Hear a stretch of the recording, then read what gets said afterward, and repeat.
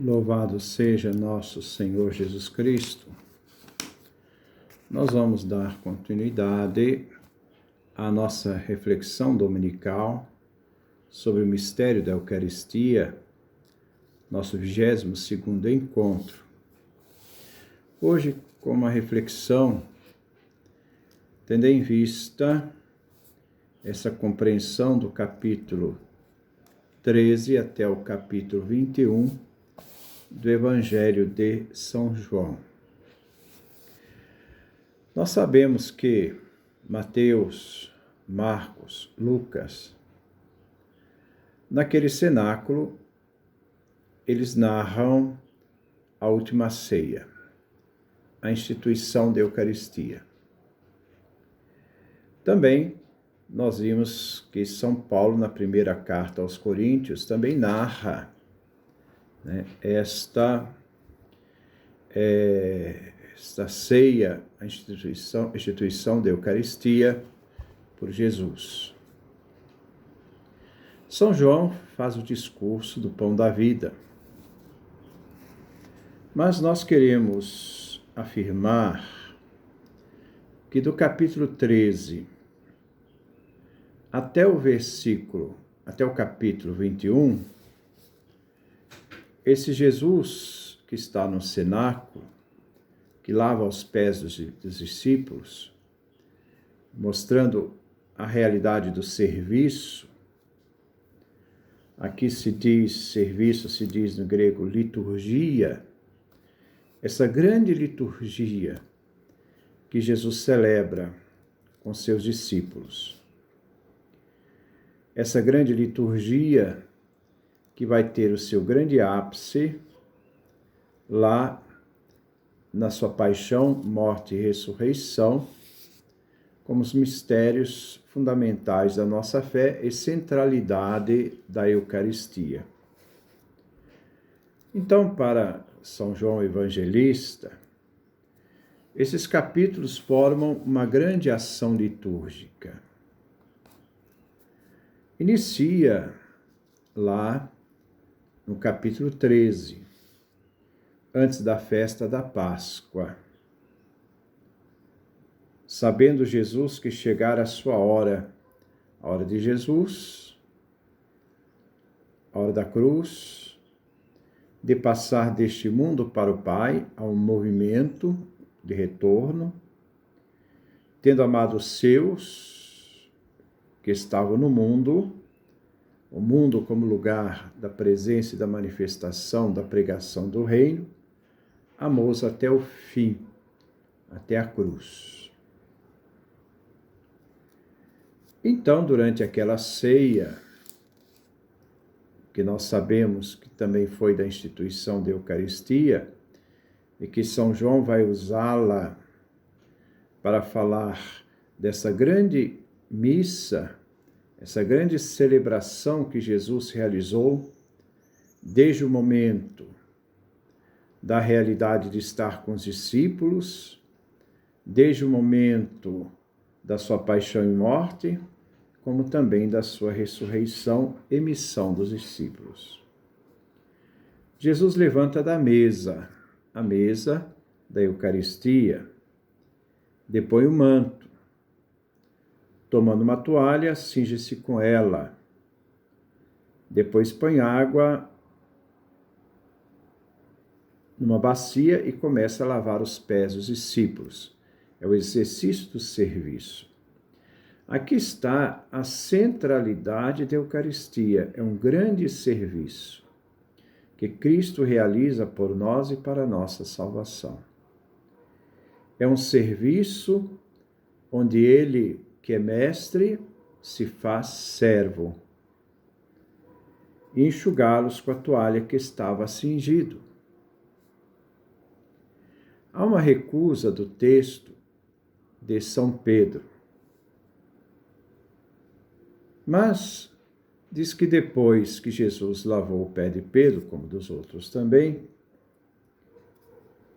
retomou o manto e voltou à mesa e lhes disse: compreendeis o que vos fiz? Ao Jesus que se coloca a toalha Ele coloca então essa toalha que ele estava cingido. Mas quando termina o lava-pés, ele continua com essa toalha, porque esse lava-pés, ele vai ter sua finalidade, o grande serviço que Jesus presta à humanidade é na cruz. Então vai até a cruz. Jesus não deixa essa toalha. Mas ao mesmo tempo, Jesus vai dizer, olha, vocês me chamam de mestre e senhor. Eu sou, na verdade. Se ele, sendo mestre e senhor, lavou os pés dos discípulos, também os discípulos devem lavar os pés uns aos outros. Jesus deixou-nos o exemplo para que possamos também fazer o mesmo. A Eucaristia é esse grande lava-pés, esse grande serviço. Nós devemos fazer o mesmo. A mesma coisa que ele fez. Realizar essa mesma realidade. Ele diz, o servo não é maior do que o Senhor, nem enviado maior de quem o enviou. Se compreenderdes isso e o praticardes, felizes sereis. Não falo de todos vós, eu conheço os que escolhi. Mas é preciso que se cumpra a Escritura. E Jesus, então, já começa a preparar os discípulos nessa grande liturgia da palavra. Quando ele diz, digo-vos isto agora, antes que aconteça. Aconteça o quê? O mistério da Eucaristia, o mistério da paixão de Cristo, o mistério onde o corpo de Cristo é colocado na cruz e seu sangue é derramado da cruz. Para que quando acontecer, acreditais que eu sou. Acreditar que aquele que lavou os pés e que serve os discípulos, porque a Eucaristia, esse grande lava-pés, esse serviço aos discípulos, é ao mesmo tempo aquela realidade que na cruz, no mistério da Eucaristia, nós vamos reconhecer que naquela realidade do corpo e do sangue de Cristo, eu sou. É Deus mesmo, presente e vivo nas espécies eucarísticas, na pessoa do Filho. Logo depois, mais adiante, Jesus faz a grande despedida. Essa grande despedida vamos colocar como uma grande homilia. Esta homilia que tem como sentido a aplicação de todos os ensinamentos de Jesus e da palavra de Jesus. Então, a partir dali, Jesus começa a fazer todo esse discurso de despedida, que é uma grande preparação aos discípulos para o mistério daquilo que vai acontecer em Jesus Cristo na cruz. Então, nós temos esta realidade, o serviço litúrgico de Jesus, a realidade da necessidade de realizarmos esta prática de servirmos, a Eucaristia é serviço, a necessidade também de reconhecer que naquele que está ali, que é Senhor e se fez de servo, e quando acontecer diante do mistério do corpo de Cristo na cruz e seu sangue, vamos dizer, a Eucaristia, se possa reconhecer a presença divina. Reconheçais que eu sou. Logo depois, no capítulo 17, vem essa grande oração sacerdotal de Jesus. Lembrando também o prefácio da Eucaristia, que nos coloca em sintonia com o mistério celebrado. Que é um gesto sacerdotal, nós encontramos já no início do capítulo 17. Assim falou Jesus. Então, a homilia, a preparação, a exortação, em preparação ao mistério que vai acontecer em Cristo, ao mistério celebrado. Jesus, erguendo os olhos ao céu, e disse: esse erguer ao céu, os olhos ao céu, é um grande ato litúrgico, é um grande prefácio. É Jesus sacerdote que agora intercede pelos seus e aqueles que ainda serão seus. No sentido de que, como a Eucaristia gera a unidade, o mistério da cruz também gera a unidade. E Jesus diz: Pai, chegou a hora, glorifica teu Filho, para que teu Filho te glorifique. Ora, a vida eterna é esta: que eles te conheçam, a ti, o único Deus verdadeiro, e aquele que enviaste, Jesus Cristo. A Eucaristia nos faz esta tomada de consciência da realidade da verdade do Pai. Tanto é que nós suplicamos ao Pai que envie o Espírito Santo para santificar aquelas ofertas que para nós se transformam no corpo e no sangue de Cristo. E reconheço assim que aquele que nós recebemos em comunhão é o Filho que o Pai enviou a nós.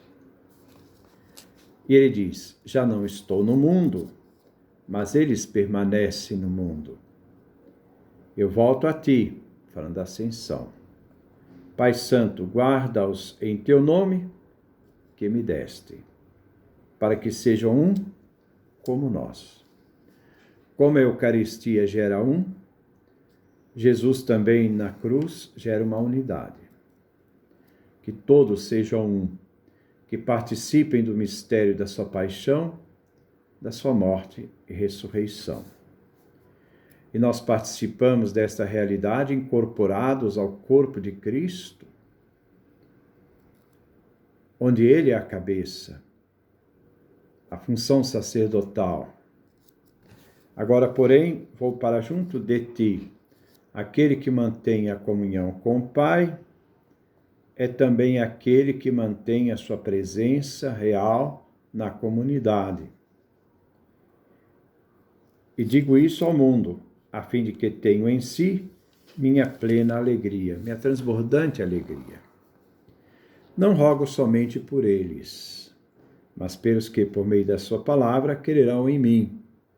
Então, a Eucaristia tem em vista também a dimensão futura, porque a história da Igreja é constituída entre aqueles que creram, aqueles que creem e aqueles que crerão, a fim de que todos sejam um. Novamente, esta unidade, nesse prefácio, antes da sua paixão, nós vamos dizer antes da sua Eucaristia, né, que Jesus, então, suplica esta unidade.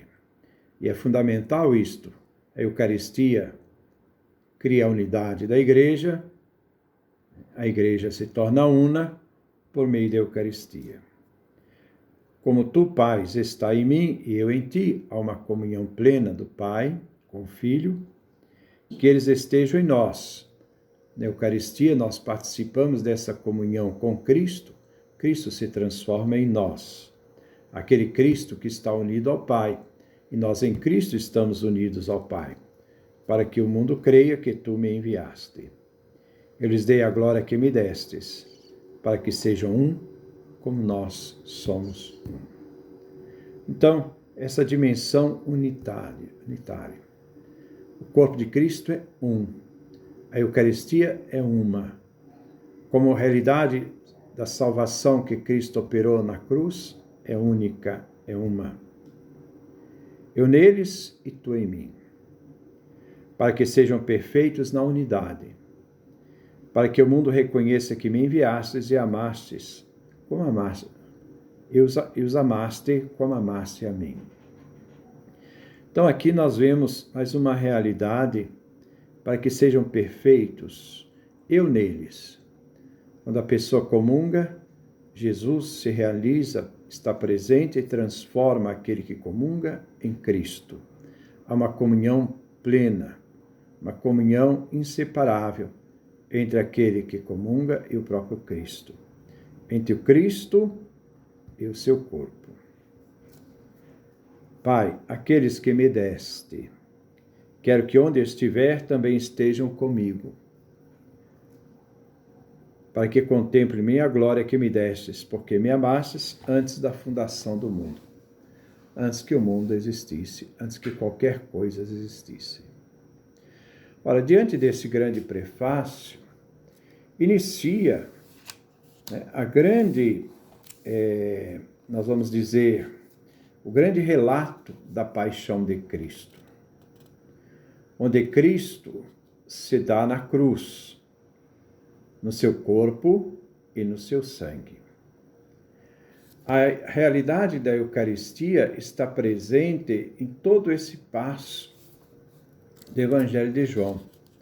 Todo esse passo é uma forma celebrativa da Eucaristia, da palavra, a oração do prefácio sacerdotal, até o momento decisivo da entrega de Cristo na cruz.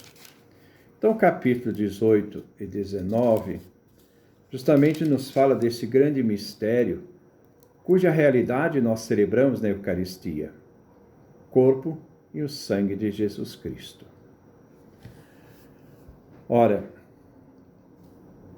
ao celebrar isto na Eucaristia, como Jesus nessa grande liturgia que ele realiza por nós, naquele tempo junto aos seus discípulos, como um gesto sacerdotal, um gesto que nos une ao Pai, nos faz também, neste momento, sermos capazes de manifestar que esta realidade da paixão, da morte de Jesus vai culminar na ressurreição, que é um ato de fé. E nós sempre dizemos, eis o mistério da fé.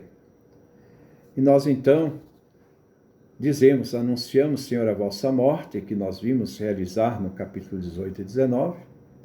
Anunciamos, Senhor, a vossa morte, esperamos a vossa vinda, na expectativa da realidade do Cristo que vem. Então nós suplicamos, vem, Senhor Jesus.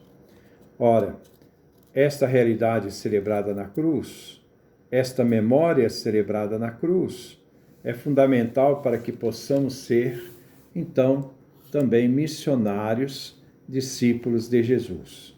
Então, o envio. Não só o envio, mas também o ministério de Pedro, que tem o primado da caridade. Tu me amas mais do que estes. Não é o caso da gente poder refletir aqui agora, mas colocando dentro dessa perspectiva de que na celebração eucarística, ao participarmos desse grande mistério da paixão, da morte e ressurreição de Jesus, dessa grande liturgia da palavra, nesse grande prefácio de Jesus do capítulo 17 do Evangelho de João, nós chegamos então à dimensão da missão, porque é função do cristão estar em missão no mundo, mas sempre tendo em vista de que nós temos e participamos de uma unidade. E essa unidade do Pedro, esse Pedro que faz parte desta unidade da caridade. Apacenta as minhas ovelhas. Isso foi conferido a Pedro e não a outro. Ele tem o primado da caridade. Ora, diante disto, ressalta aos nossos olhos essa função sacerdotal de Jesus. Quando o sacerdote, então, diz, tomai, comei, todos vós, isto é meu corpo. Quando ele diz, tomai, bebei, todos vós, isto é meu sangue. Ora, a partir do momento em que o padre fala isso, ele já não é mais o presidente da celebração. Porque até então, até este momento da consagração, ele preside a celebração. Agora, neste momento, na pessoa do Padre, age o próprio Jesus Cristo. Você escuta a palavra do Padre, você vê a pessoa do Padre, você é capaz de perceber o estado de espírito que a pessoa está naquele momento, mas naquele momento,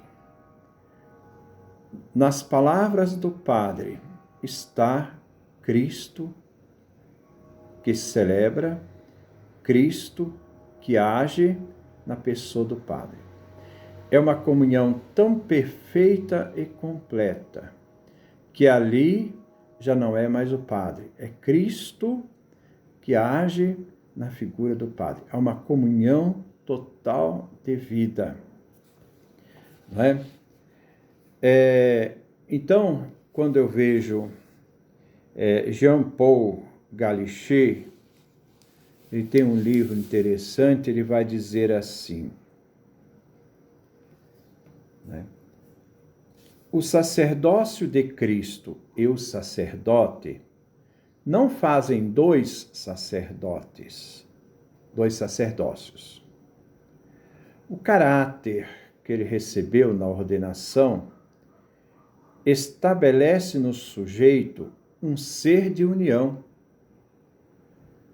Cristo ali está presente realmente e, diante da oferta do pão e do vinho, naquelas palavras, é Cristo que faz com que a matéria do pão se transforme em corpo, a matéria do vinho se transforme em sangue.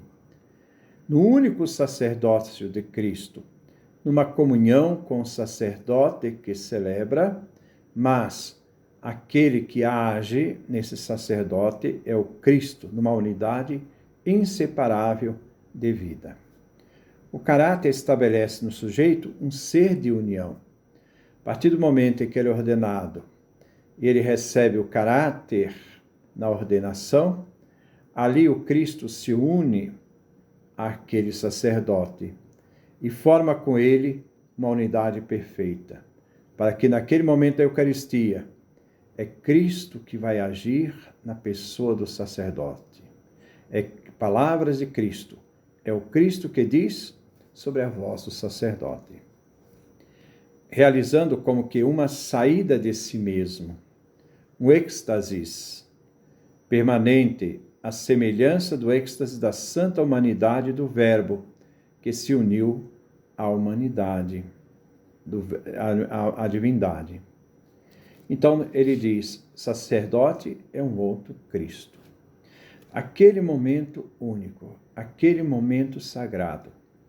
Quando você escuta a voz do Padre, ali já é o próprio Cristo, numa unidade perfeita com aquele sacerdote, que age e realiza o sacramento, o corpo e sangue de Cristo que se atualiza no altar. É Cristo mesmo ali presente. Depois ele volta à sua função de presidente. Então ele se reveste da própria pessoa de Cristo. O sacerdócio, então, nos diz aqui Jean Paul, né, tem em si um sacerdote que seria seu. Não, aliás, o sacerdote tem em si não um sacerdócio que seria seu. O sacerdócio não é meu, mas do próprio sacerdócio de Cristo. Todas as perfeições dos sacerdotes antes mencionadas não pertencem aos sacerdotes como suas, então não são minhas. Todas essas perfeições são de Cristo, que ele possui em Cristo.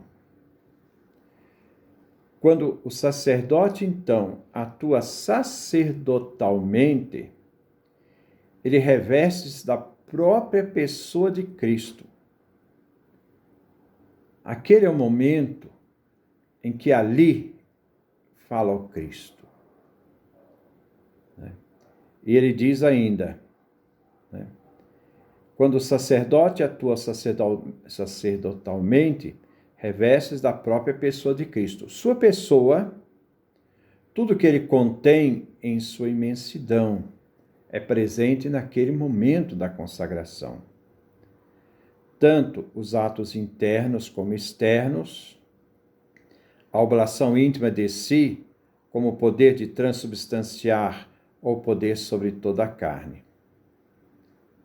O sacerdote, então, ele vai pertencer ao próprio sacrifício. Porque enquanto ele é sacerdote, todo o seu ser está ordenado a Cristo. Diante disto, valeria depois uma contemplação sobre isto,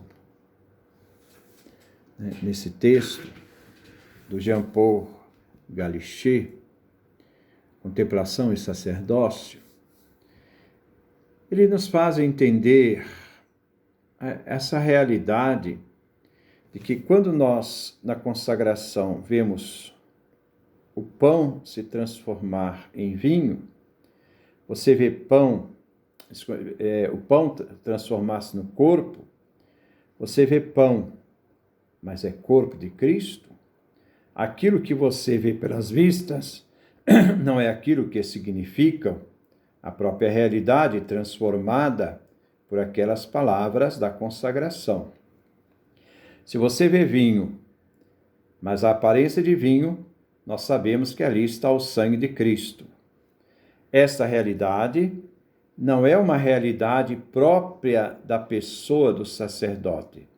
É uma realidade própria de Cristo, que na realidade de manter unido aquele sacerdote pelo caráter da ordenação, faz com que naquele momento o corpo e o sangue de Cristo seja transformado pelo próprio Cristo, que age na pessoa do sacerdote. Por isso, o sacerdote é um outro Cristo, nesse sentido que ali age o Cristo. Você ouve a voz do sacerdote, mas ali é o Cristo que consagra. Você vê o sacerdote, mas ali é Cristo que consagra.